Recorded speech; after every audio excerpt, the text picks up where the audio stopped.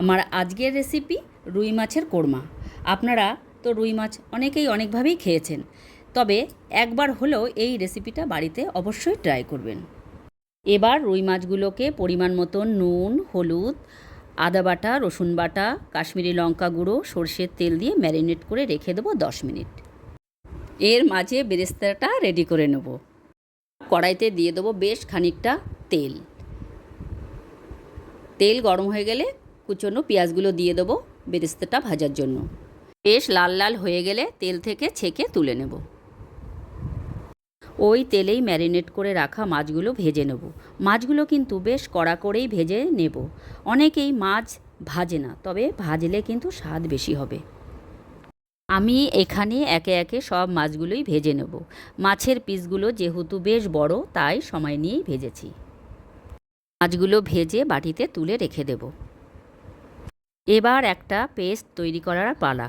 তার জন্য মিক্সির বাটিতে দেব বেরেস্তা, কাঁচা লঙ্কা, আমন্ড, কাজু বাদাম, চারমগজ, কিশমিশ ও পোস্ত।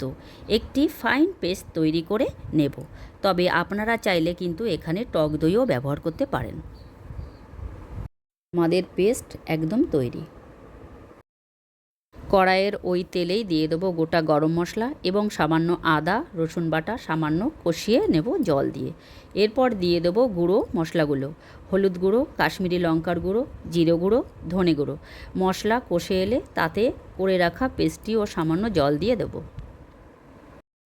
এবার ভালো করে কষানোর পালা। মশলা যত ভালো কষানো হবে রান্নার স্বাদও কিন্তু ততটাই ভালো হবে। এবার এতে নুন ও সামান্য চিনি দিয়ে আবার কষাবো তেল ছাড়া অবধি। দেখুন বন্ধুরা, মশলা থেকে কি সুন্দর তেল ছেড়েছে। এবার এতে পরিমাণ মতন জল দিয়ে দেব। ঝোল ফুটে উঠলে তাতে ভেজে রাখা মাছগুলো দিয়ে দেবো।